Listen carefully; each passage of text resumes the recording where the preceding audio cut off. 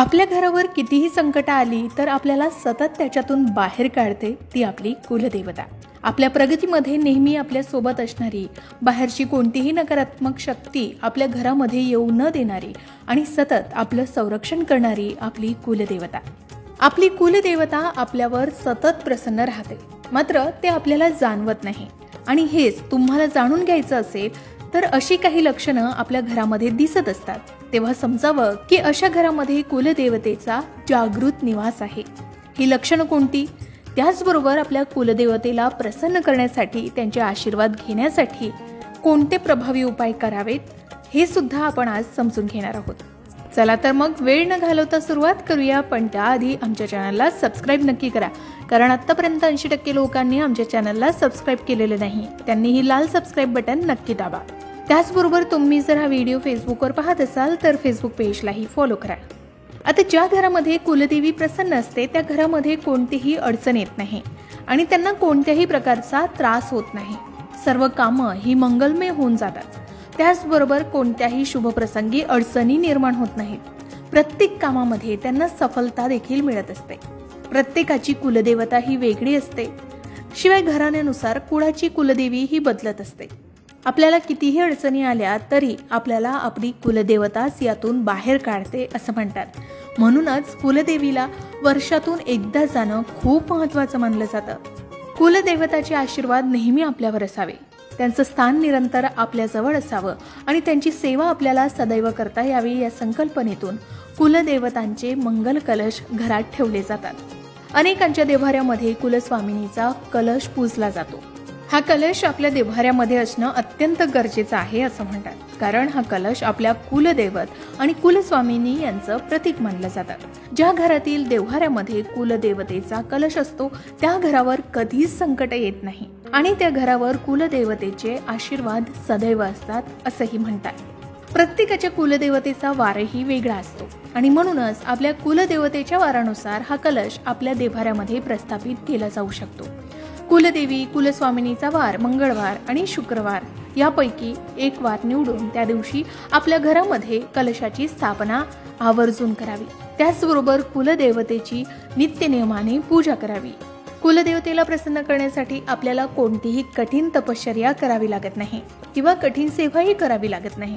मात्र जर एखाद्या घरात कुलदैवत नाराज असेल तर त्या घरामध्ये वादविवाद होत असतात, बारीक बारीक गोष्टीवरून कलह देखील होत असतात।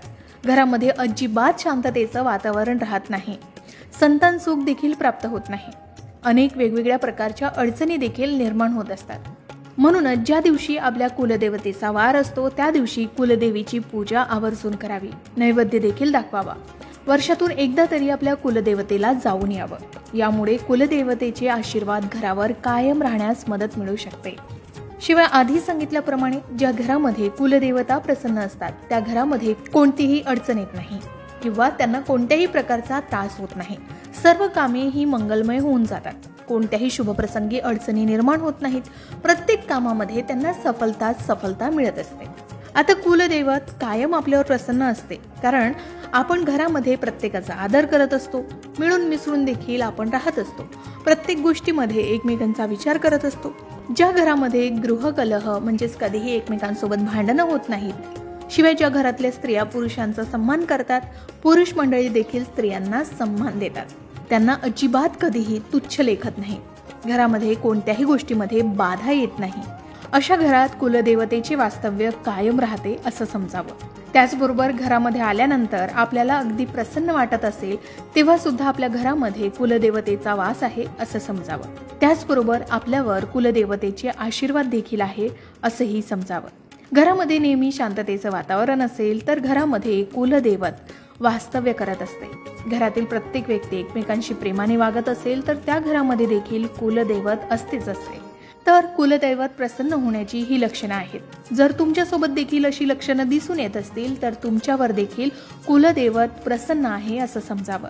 आता ज्या घरामध्ये हे लक्षण दिसत नाही तर त्यांच्यावर कुलदेवता प्रसन्न नाही का, तर असं नाही, काही वेळासाठी आपली कुलदेवता आपल्यावर रुसलेली आहे असं समजावं। मात्र तिला प्रसन्न करण्यासाठी आणि आपल्या कुलदेवतेचे आशीर्वाद घेण्यासाठी सुद्धा काही उपाय आहेत।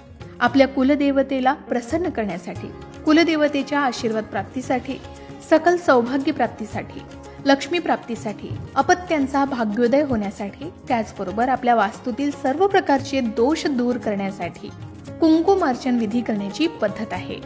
आपल्या देवघरातील कुलदेवतेच्या टाकावर किंवा फोटोवर कुंकुमार्चन आवर्जून करावं। याची विशिष्ट पद्धती आणि या संबंधित सविस्तर माहितीचा एक व्हिडिओ सुद्धा लवकरच तुम्हाला पाहायला मिळेल। शिवाय तुमच्या कुलदेवतेची आणि त्यांना प्रसन्न करण्यासाठी तुम्हाला कोणतीही माहिती हवी असेल तर कमेंटमध्ये सांगा, त्याची योग्य माहिती देण्याचा प्रयत्न आम्ही नक्कीच करू।